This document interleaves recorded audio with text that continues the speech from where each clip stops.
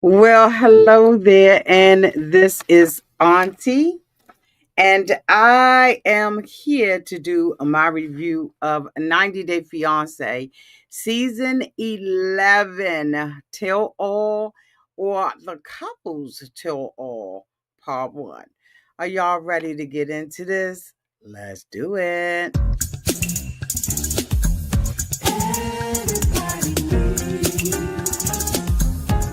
A sweet old auntie.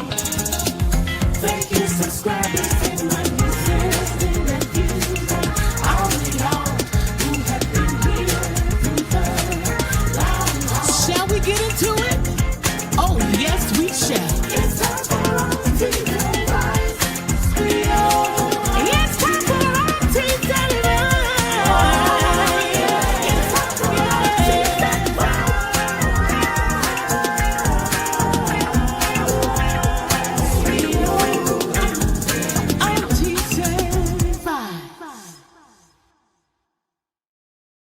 So we opened up this episode with Shekinah and Sauper.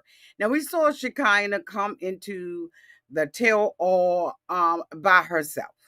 She is indicating that there is some things that are going on between her and Sauper, and we like, okay, whatever. Supper comes later and he is asked where Shekinah is. And so he says that he does not know, but he hopes that she is there, right? He says that sometimes he regrets getting married to her. He also went on to say if it weren't for the K1 visa, they wouldn't be married and they probably would be happier.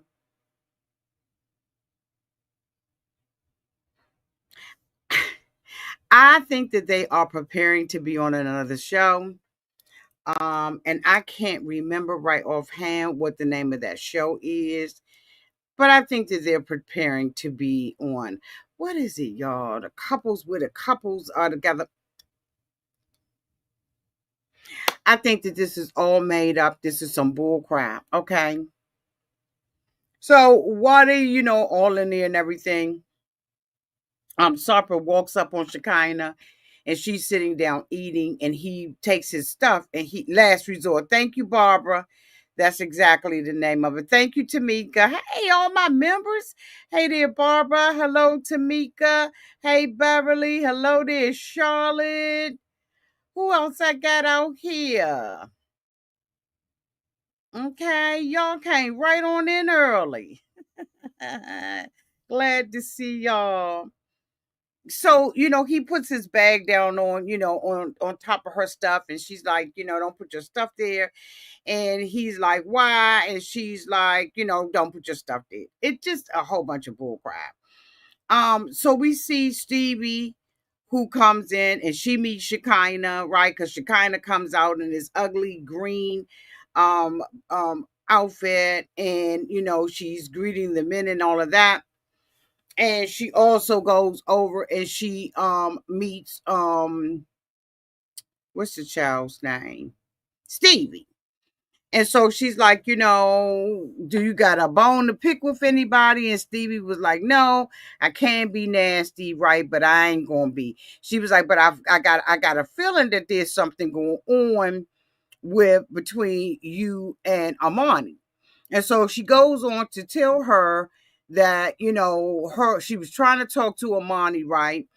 And Amani has sent her, a message saying, I like you and all of that kind of stuff, but I'm gonna apologize in advance for reading your ass, right? Welcome to Miss TJ's gaming classroom. Welcome. Hey, JW. And so it starts off from there, right? The mess starts getting messy. Then we have Joan and her boo thing come in, and of course, he meets up with Sarper, um, Sarper and Maddie. And so, they are talking to each other. And surprisingly, I could not believe that Greg was like, Sarper's my man, and I'll go to bat for him. He said, there's some things that he does that he doesn't like, but he said he will absolutely go to bat for him. And I just was kind of shocked by that, y'all. I don't know why. But I was Mike and Mina come in, and of course they are still, in their little wedding bliss. And they mentioned that the daughter Jordan is going to be coming, and they asked whether or not they're going to be, prepared to have that conversation, or are they tired of it. And basically Mina was like, yeah, I'm kind of scared about it. She says, I'm tired of all the fighting, and I'm tired of catering to Mark's ego. So I was like, oh, okay, well, let's just go ahead on and tell the truth out there. Okay, can we tell the truth or what? Okay, Amani, Matt, and Ani. Of course, Ani is being Skyped in, and the two of them come in, and she starts talking about that old fucked up look she got. Now, why they had all of that green on, y'all, I don't have no understanding why they had that daggone green on, but they had green on and everything. And I just was like, what's going on? So what I'm not going to do tonight, because I got a lot to do, and it is a Monday, what I'm not going to do is go scene for scene. I'm going to talk about this just the way I want to, right? So the way that we're used to doing it is that I bring the couples up and we talk about the couples. Oh, Sean and Aaliyah came in. Aaliyah was looking like a movie star. I had taken some pictures and stuff like y'all was gonna have the pictures out here, but I got it so much I gotta do. But so she came in, with a fur on and was looking all fly and all of that kind of stuff. And Sean was saying, he doesn't know whether or not, he's going to be honest about it and have the public to attack him in the comment section and on social media and stuff like that, or whether or not he just gonna kind of let it go. And I just was like, Sean, don't let it go. Don't let it go. What's the child's name with Juan? I can't even think of her daggone name. She's so irrelevant. Child. She came in. Of course, we all know that they had extra people there, and they had Big Ed, Veronica. Who else was there? It was Big Ed and Veronica. I think that was like 90-day-old cast members. I don't know why they're doing this. I just don't understand it. But yeah, anyway, that's who they had out there. Who else came in? Who am I forgetting? Let me look at my picks. Okay, Greg, Marty, Stevie, Mina. I just was like, whatever. So they started off the tell all with Sopper and Shekinah. Now, as you all know, here downtown on the Auntie's Advice channel, I don't talk about them. I have not covered them, not one episode of 90 Day Fiance season 11. Not one episode have I talked about them.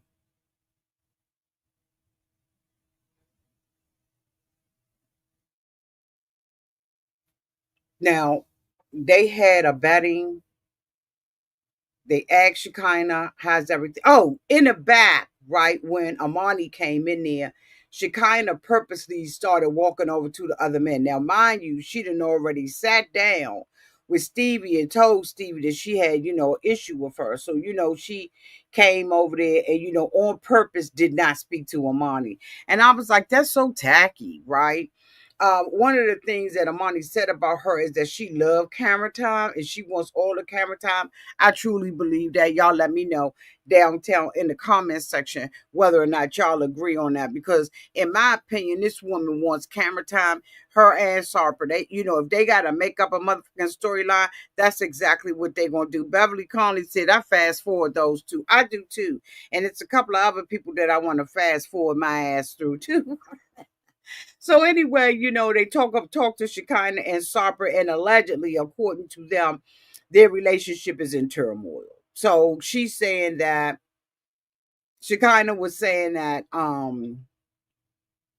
the two of them are having problems, that when she got married to him, things changed. And so Sarper was basically saying, you damn right it changed, because I like to be in control of things. Um, and I got chores. And when I get up in the morning, is take the dog out, do this, do that. And she said, we live in our apartment, and I know the apartment is mine. And for me, that was a clue that she is not, she is still treating him as if he is a guest in his own home. She has made no accommodations for this man. This is just my opinion.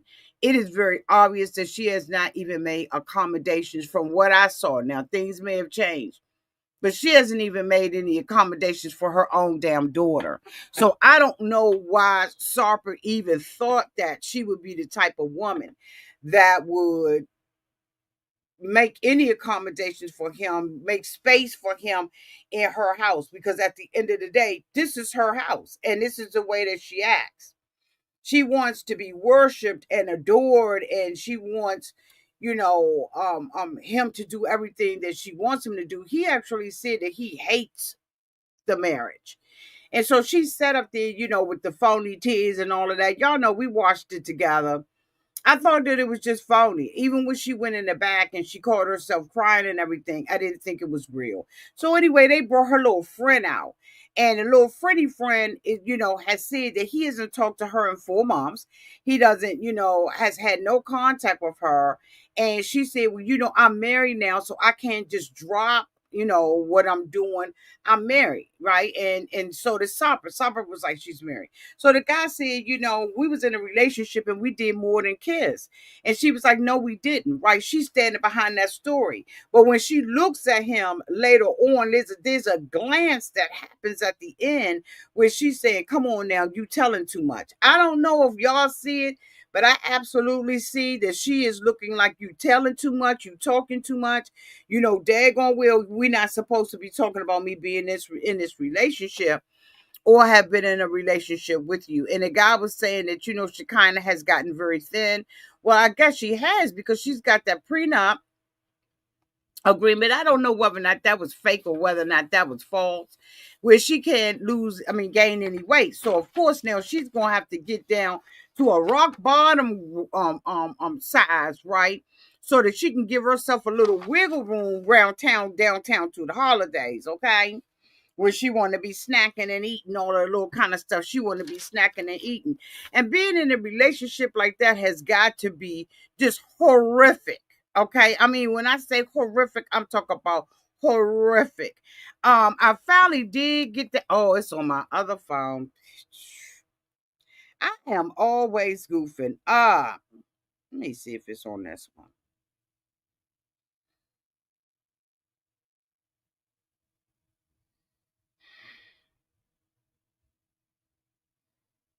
That's what happened when you got multiple cell phones.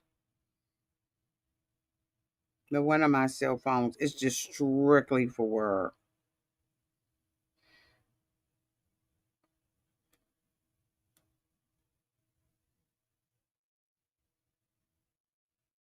This is a picture of Shekinah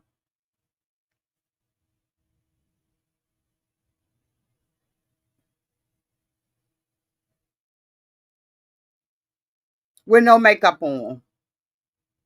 Horror. Horror. Horror. When I say horror, you say horror. Horror. Horror. It's horrible. She has to wear all of that makeup on her face because she is such a horrific looking woman. She look like Skeletor. Come on, there's got to be another way to do this. Got to, I'll load it and put it up on the thing. She's horrible. And the thing about it is, he sees all of that. That's why I think that she had him through her nose, because her face looks so botched to me. I'm not saying it is botched. I'm saying it looks botched. It doesn't look healthy. It doesn't look like a human being to me. That's just my opinion about it, y'all. Y'all let me know what y'all think about it downtown in the comment section. But I'm so disinterested in them, y'all, until it's just unbelievable. They went around and they spoke with Julian and God, what is the daggone girl name? I don't even know. They spoke to the two of them and asked them where they were in their relationship.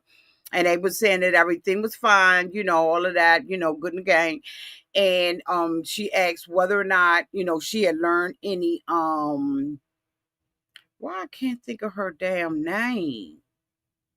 Is it Nicole? It ain't Nicole. Dang it, where is her? Julian and Natalie. Julius and Natalie, they asked, whether or not she had learned any Spanish. And she said, yes, she has learned some. But she can order out at a restaurant and she can speak a little bit of it. And so she kind of was like, well, why would she have to learn of Spanish? This is her country, right? She speaks English. And he said, it's my hope that when I go back, to visit my family, that she would be able to speak to them, right? Because he lives in Colombia. And so I believe it's Colombia, and he wants her to be able to have a conversation with the family members and everything, right? Later on in one of the previews, we saw that she is a little bit upset with him because he is basically saying that the only reason why he's there is for that little baby, okay, that little baby. But we don't know. And so I just was like, okay, it is what it is. Let me go to the next person, y'all. Who else came in? So Gregory and Joan. Now this was a mess, right? We were all out here live looking at it on the watch party and all of that stuff, all of that good stuff. And I did enjoy that. I'll be trying to do that on next Friday as well. Excuse me, y'all. It's a little dry.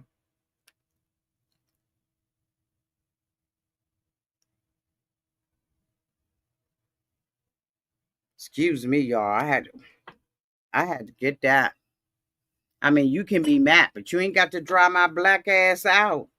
Anyway, okay, I got on my teeth. So the two of them came out and they asked him whether or not. So when she first got there, they asked her about her relationship and how her relationship was going. And she said that it was going good, but she thinks that Gregory needs to grow up, right? So we like, oh, okay. So while they're out there on the set, and he's finally got his underarms dry because he was sweating so bad in the back, he had to take a blow dry to it, which causes stains in your clothes. But anyway, so they were talking to them about their relationship and all of that, and they were saying it's good. So they asked right off the tippy top, are y'all still living with his mama? And so they said yes, that they are still living with the mama. And so the special guest that came out was Little Ed. So Little Ed came out, and he's usually obnoxious and all of that kind of stuff, right? But this time I was able to tolerate him. He didn't, in my opinion, this was the first time that Little Ed did not make this situation about him. He did not make this situation about him, and I appreciated that from his little ass. So basically, in a nutshell, y'all, during the live, when we were doing a watch party, I got a little bit in my feelings. And the reason why I got in my feelings is because someone in the comment section didn't mean any harm or nothing, right? They just was sharing, was making an excuse for Joan's behavior. Joan was on the stage and basically they went back to ask her about, living at the house and all that kind of stuff. And they played the episode where she told the mother that the mother needs to get out the house more often because she's there too much. So of course they were like, okay, but that's that woman's damn house. Joan doesn't see it that way, and I'm surprised that Greg allows her to talk to his mother in such a way. Now, when we first was introduced to his mama, okay, his mother came off a little strong. She was talking about the water, XYZ, knick-knack, paddywhack, and give a dog a bone. But she came around and in my opinion, vindicated herself. She paid for the wedding reception for them. I don't know if she's done this with all her boys, but Greg has two other brothers. He's the last one to get married. And so maybe this is something that her and her husband have said that they were going to do for their kids. So, she sprung out the 7,000. Was it 7,000, 6,000? Is that something in my hair? Or just a glow? Hold on, y'all. I'm just going through. Y'all see, I had to get my hair, I had to put on my hat that matches my shirt. Love is in the hair. Okay, I had to put on big hair, don't care. So I thought that the mother vindicated herself. Everything that they did for her, including bringing Africa to her with the party and everything, surrounding her with good people. One of his friends actually ended up being her maid of honor. She was stunning and all of that, but then she sits there with this pompous, entitled attitude and says that she's going to have a baby that they're trying to get pregnant. Now, mind you, the two of them said that they wanted like 4 or 5 children. She said she's going to get pregnant. Even after his mother sat there and said that, she loves grandkids. She wants, him to give her a grandkid, but she doesn't want to be raising them from scratch again. Joan seems like she's the type of person, right, that would absolutely lead a baby on the mother. So to say words that she said, you're in the house too much, after she has the baby, she seems like she's the type of person that would be depending on the mother to be in the house. And if she finds her a little bridge club or, whatever that little paddle ball stuff is that they doing, she gonna have a problem about that because she can't get out now and she ain't got nobody babysit the baby. And then when they said, she just said she don't want a baby. Can't nobody, what y'all gonna do? What you gonna do? I'm gonna have a baby in the house. What you gonna do? And even the mother said that she thought that that was a little shot. And it was. It was too fucking much to say that you could do. And every time somebody said something to her, she was sharpening it. And then so Big Ed was like, you need to give him a 90-day notice so y'all can get out the house. And Greg was like, no, I'm sorry, y'all. Thank you so much, Michelle, for the 1999 super chat. Thanks for keeping it real and shining like a bright star on the YouTube, beautiful lady. Love you, Auntie. Oh, love you too. Thank you. Thank you so much, Miss Charlotte, for the $5 super chat. Jones should have been nicer. All those coins the mom laid out. Your gorgeous auntie. Thank you so much. I appreciate that. Oh my goodness, how sweet. Let me give y'all a song. Oh no, you didn't. Oh no, you didn't. Thank you for the super chat.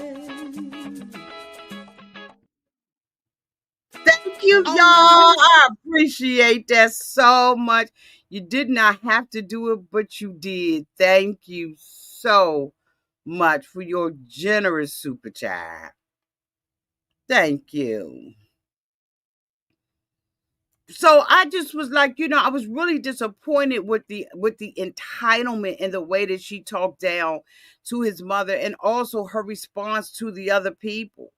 And she said, he got money and we're gonna get out and whoop de whoop de whoop. But I'm just saying, his mother has already, right. Okay, wait a minute, let me stop. Times are hard. A lot of people, children, are still living with them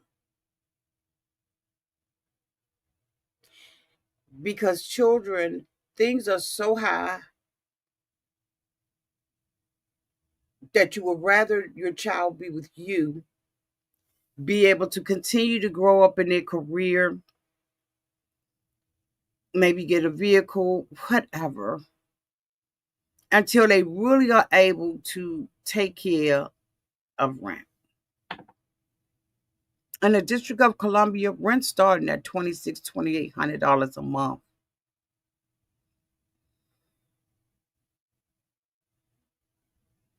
Unless you on Section 8 and you living in the hood. It's not easy out here, so it's not like no one understands it. It was just her whole attitude about it. And it's embarrassing to see her act that way. Honestly, it was. It really was. This man is too old to act like this, and he's too old to not be appreciative of all the things his mother has done for him. I believe that a lot of their the stuff that they went through, I thought it was made up. I think that he'd already had a job. Um, I just think he did. But I'm saying, what is she contributing to the household? Because the way he talked about her, she was walking on water. So what the fuck is going on now? Anyway, I digress, and we're gonna move on. They did talk to Sean and Aaliyah. The two of them are together, but they barely together. They were asked to rank their relationship from 1 to 10, 10 being good. These stupid bitches set up there said 7, 8, but then turn around and say that they not sleeping together.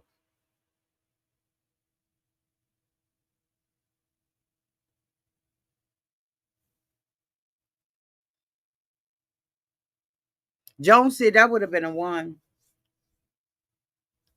How can they have a good relationship and they not sleeping together? And another thing that I noticed is that Sean was in the back, and I took a picture of that. Oh, it's on the other phone.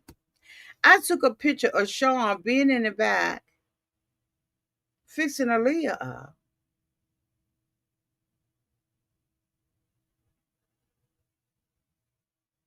I wish that Aaliyah had said, you know what, I know that it's traditionally not good for the groom to see the bride before the ceremony, but maybe she would have come out there a lot earlier had he did that on the wedding day. I know he's not supposed to see her, but she's acting as if she's getting a fucking Grammy or an Emmy. Just the way that she came out the car and walking through the New York streets and saying, oh my God, it's just so cold. That's why we live on the West Coast. I just was like, but bitch, you ain't gotta be dressed up like a bear.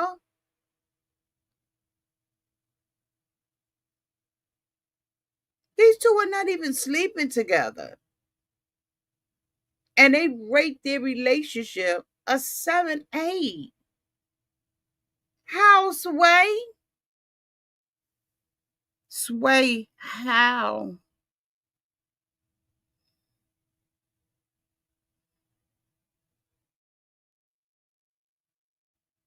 Who's next?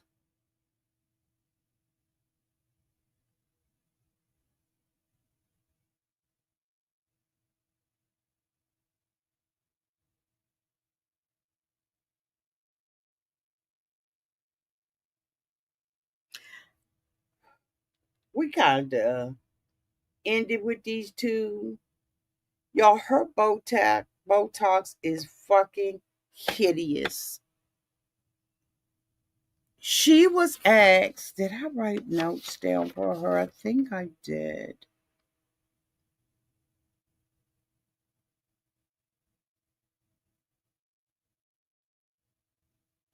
No, I didn't. I thought I did.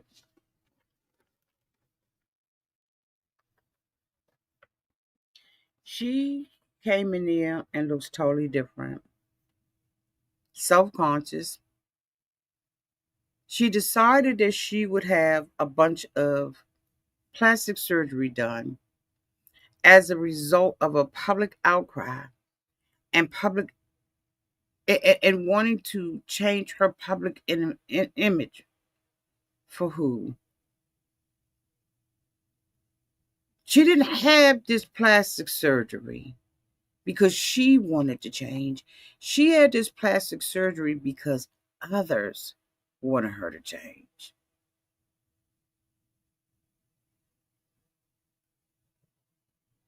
She looks like she has gained 150 pounds. She had a BBL, a tummy tuck.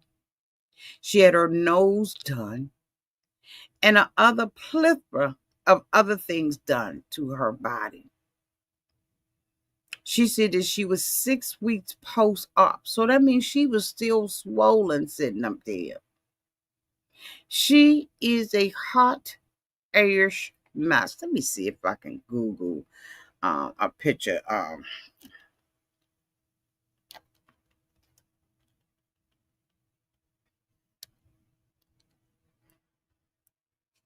Let me see if they got a picture out here of her ass.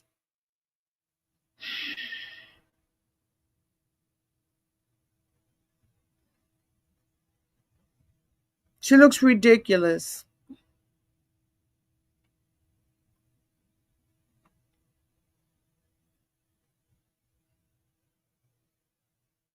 God dang it. I don't want something that's bouncing around.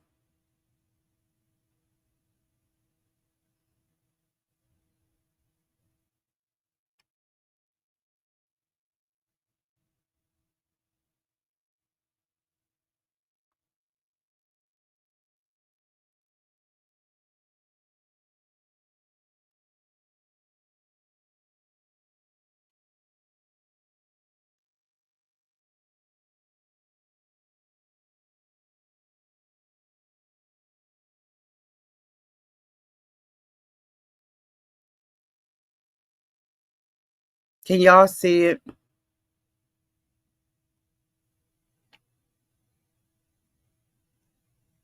Let me move them off the screen.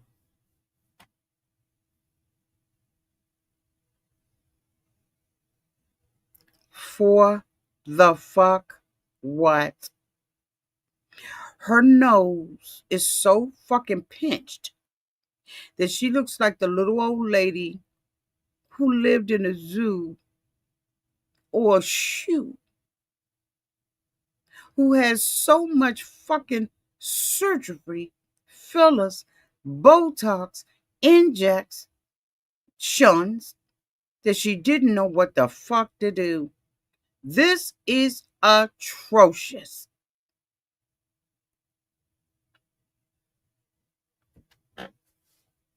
And you know who had the audacity to say something to her? Botoxy cut every week around about the Shekinah, and said her surgery ain't like hers because she got her stuff because she didn't like it. But Amani got hers because the people didn't like it. So it's two different things. Because Shekinah just got her eyes lifted. Let me tell you something. I think both of these bitches like 20, 30s behind me. 20, 30 years in age behind me. And I ain't Botoxing, fillering. I ain't getting nothing plumped up. I like, for the fuck what?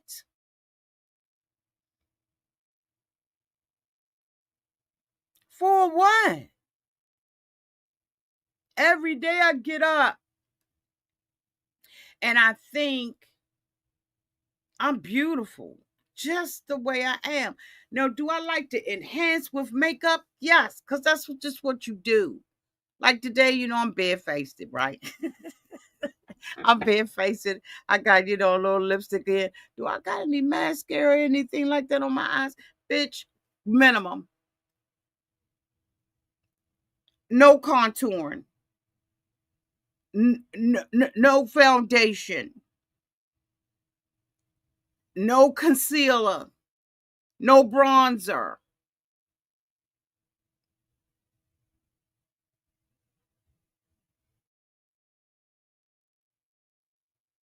Just me.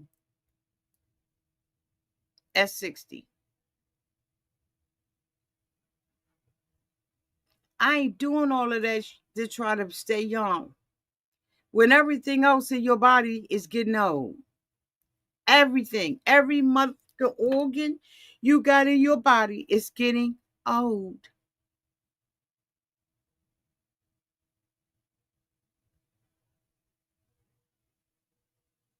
It's getting old. I don't need a Brazilian butt lift because I got a fat ass.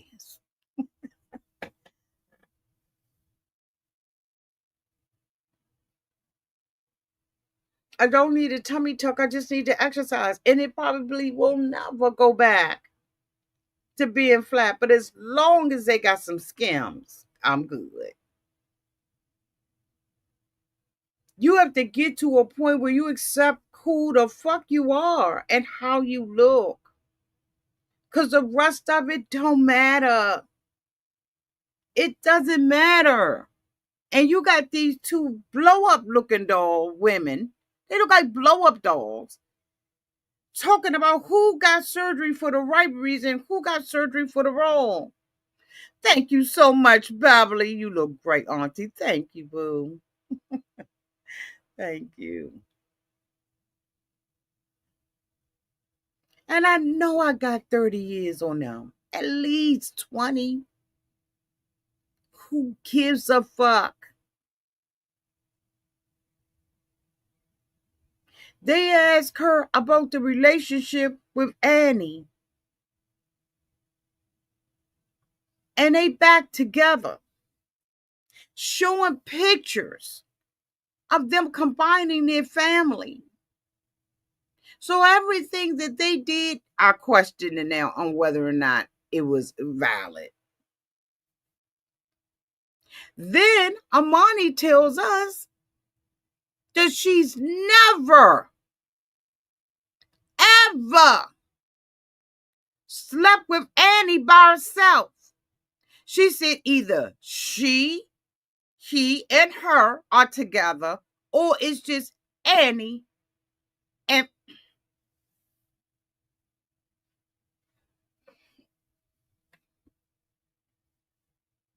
or it's Annie and Matt. I said, I know you lying. He said that the reason why he did this throuple is because she had childhood dreams. He's fulfilling her childhood dream of being a lesbian.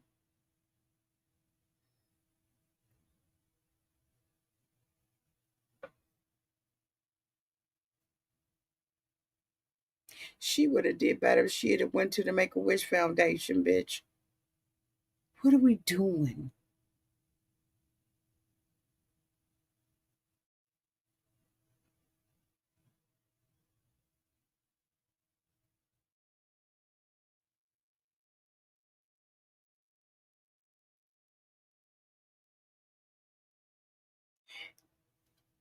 It is almost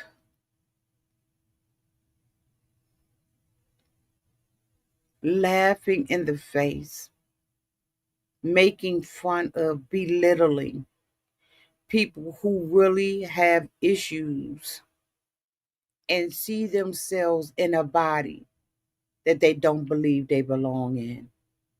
For him to sit there and say that this woman had childhood dreams of it. When there are people who struggle with this for years,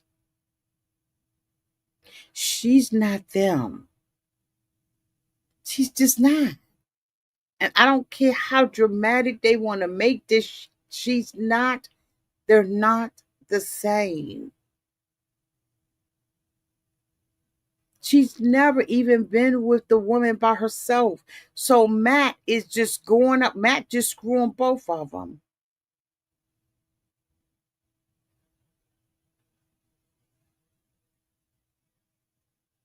Exactly, Tanya. Exactly, Tanya. That's what I see. It's almost like making a mockery of people's struggles because some people come out and some people struggle all their lives.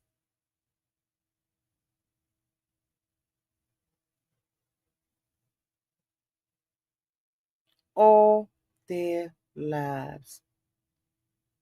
I have dealt with and and have had friendships and still have friendships with people because of their occupation, they can't come out.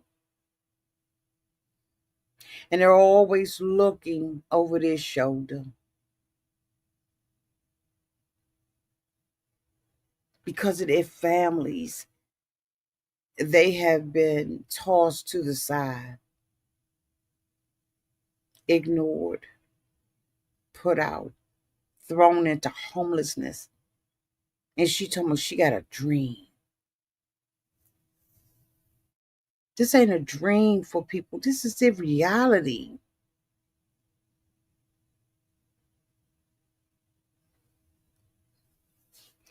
But who am I but an old woman? I ain't supposed to know nothing about that, right? Okay. Moving on. Disgusted. Last but not least, honey, I had to take notes on their asses. Okay. And then I'm gonna go up out of here because I am so tired. Can y'all see my eyes? I am. If I would take my ass to bed on time, then maybe, just maybe, I may give myself a fighting chance. How about that, Auntie? So we have this episode with Stevie and Maddie.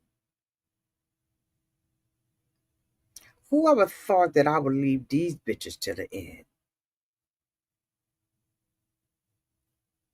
Maddie says he is happy. He has his green card and he's working as a personal trainer. Stevie says that she was fat and that Maddie is the one that helped her lose weight. They show the picture of her. She definitely looks great. Stevie talks about that that I mean, Maddie talks about the fact that Stevie has narcolepsy, narcolepsy, which is a condition that makes people very sleepy during the day and can cause them to fall asleep suddenly. Other symptoms are muscle weakness, and when they feel strong emotions, they have these problems, right?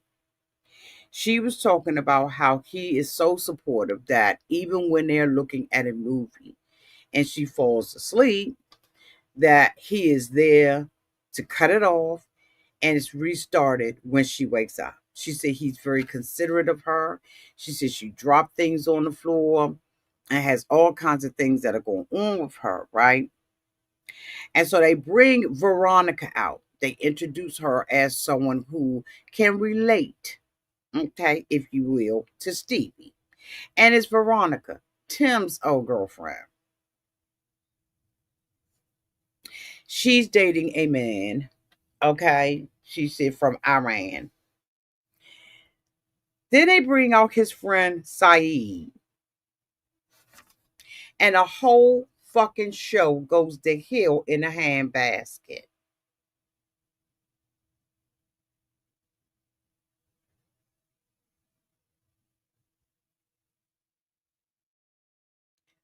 Not for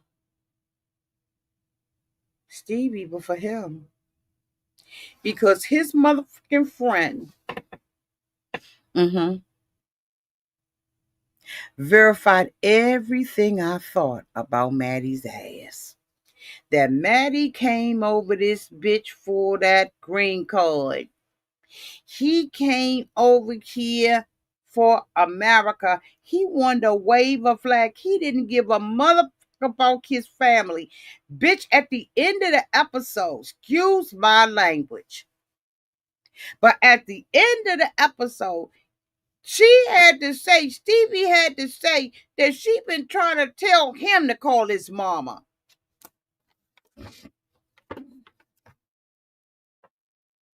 Because Veronica told her, oh, you don't mess with a Persian. Did she say Persian or Pakistan? I'm not sure what she said. You don't mess with them, honey, with their mama. She said, I have to tell him to call his mother. I got to ask him, do he call her? But this was the bitch that was crying when he first came over here with the fake lakey, acting like he was so close to his family. But yet and still, he flies to America. He's so religious and he can't do this, but he will fly to America and get in the bed with a white woman in America. Get out of here.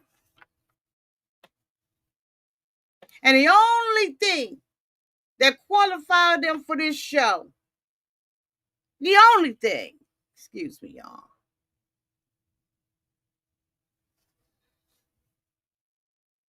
was that they had 90 days to get married. He ain't no more interested in this woman than I am. He don't give a fuck if she is lesbian. He don't give a goddamn if she paint one breast or 1,000. He don't care.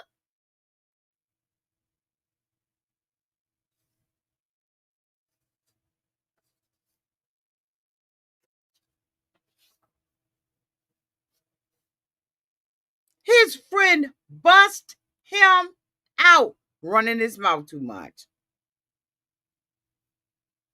Saeed comes out. That's his little friend from California. She asked him, was she happy to be there, whatever. He said, I'm glad he seems happy next to his wife, but he would like to see Maddie happier. She said, well, how could he be happier? What are you talking about? He said out of his mouth, his friend Saeed said, he could be happier. He came to the U.S. with a lot of dreams.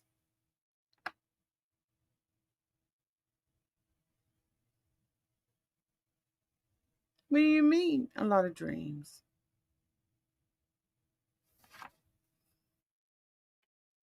What do you mean he came with a lot of dreams? His only dream should have been getting married and helping her with her two little kids.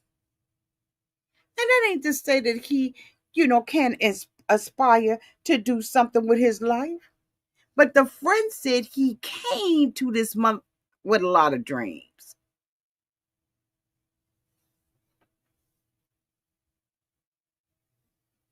I thought his dreams were to marry and be happy with Stevie. So there appears to be motives to fulfill his American dreams and not Stevie. That's what I wrote in the side notes. He says that all that potential will be unleashed with someone who would give him support. Stevie asks, how do I not give him support? Saeed says, who is going to pay for a personal trainer in Mississippi? And ask him to move to California without his wife.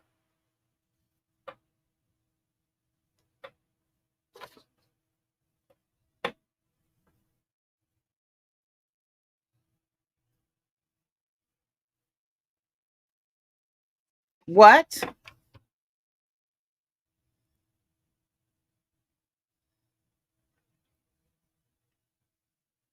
Saeed, you talk too much. He put all that man's business out on Front Street.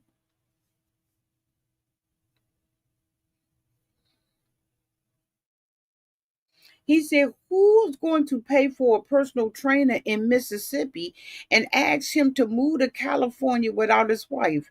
I believe Saeed knows that Maddie's true intentions were for moving to America as he has been with his wife for only a year, if that motherfucking long. Veronica says, you haven't been a supportive friend since you brought your bitch ass out here. You ain't been a supportive friend in the whole time. You've been here for 10 years and you could have helped assimilate, but instead you shit on her and him.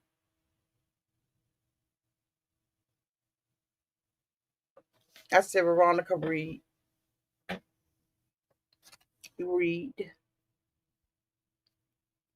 The library of foolishness is motherfucking open. Let's do it.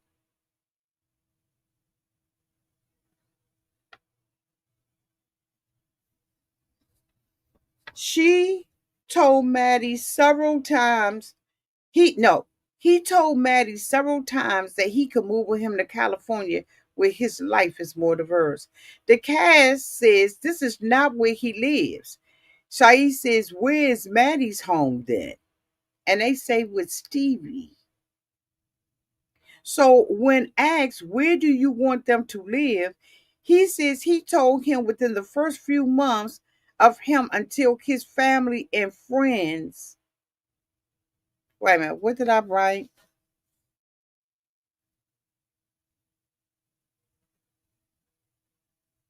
So they asked Maddie, when did he get asked? He said within the first few months until his family and friends get their stuff together. So Stevie's supposed to uproot her family, her kids, and herself to move with Saeed. Saeed said only sacrifice that she made, honey, was driving across the bridge to pick him up from the fucking airport.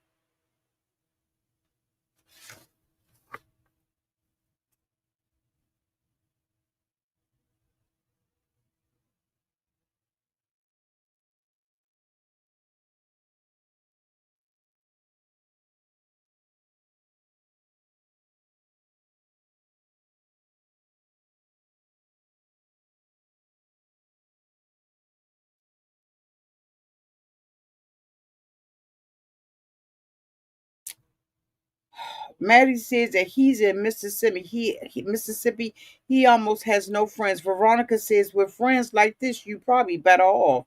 Stevie confronts Maddie and says that he offered this to you and you never told me and you still communicate with him. You still talk to him and you ain't never say nothing to me. He's sitting up there fumbling around and stuff. The host asked him, when did Saeed offer this? Maddie says a couple of months ago.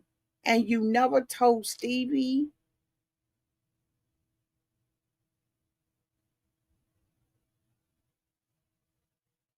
He says, I was thinking that maybe he was implying that all of us could stay. Bitch, if he meant all of y'all, he would have said all of y'all.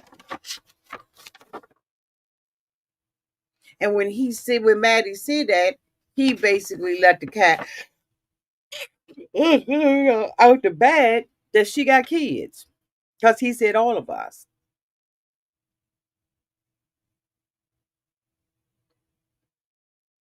Stevie asked, so what was your answer?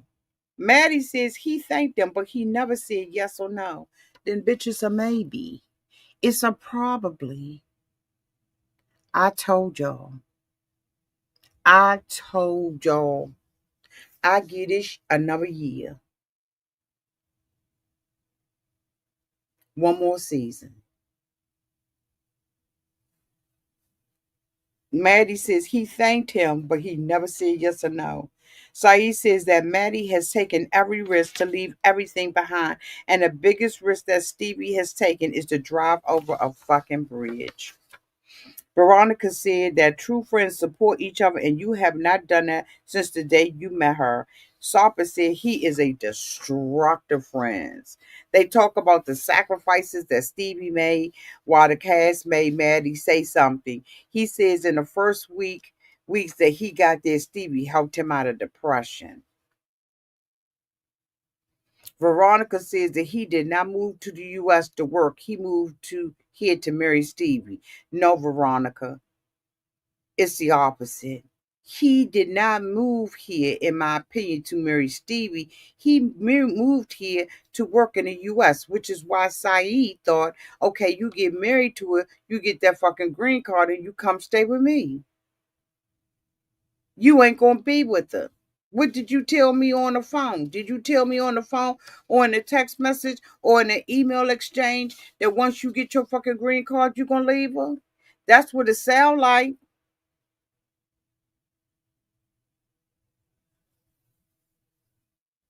Veronica says that he did not, Maddie does not know if he finds out if Stevie is bi, because they go back to that bisexual thing again. I'm not even going to go down that road with it because it's a fake ass storyline.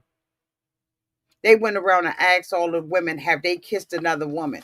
Like, who cares?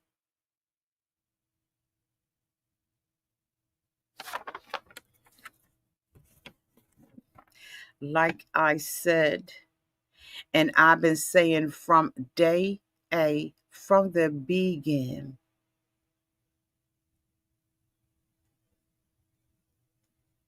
he was over here, in my opinion, strictly for the green card. Because if he had another way to come, he should have moved with Saeed. Was the only way for him to get over this mother was for him to marry her? Could he not get here on a student visa? Like, why he couldn't get here? Saeed already had a place for him to bunk up at. So why he couldn't go and stay with Saeed? Curious minds want to know, mother. I want to know. This was some bull, but it was a good episode. At the end of the day, when I went back and looked at it, I was like, this was a good episode. I'm hoping it only gets to be more drama filled and that more secrets are revealed. Anyway, y'all, thank y'all so much for being here. This is the end of my review. I want to shout out to let me get my girls, to Michelle M, to Charlotte Bay, and for Beverly Conley, who's been with me, y'all, for 45 months. God damn. I love you all so much. Thank you so much for being here. Let me know downtown in the comments section at the replay what you all thought about this episode. And again, thank you so much for having your notification. First of all, for being subscribed and having your notification bells on so that when I go live, you go live with me. I love y'all. We'll talk again soon. Bye.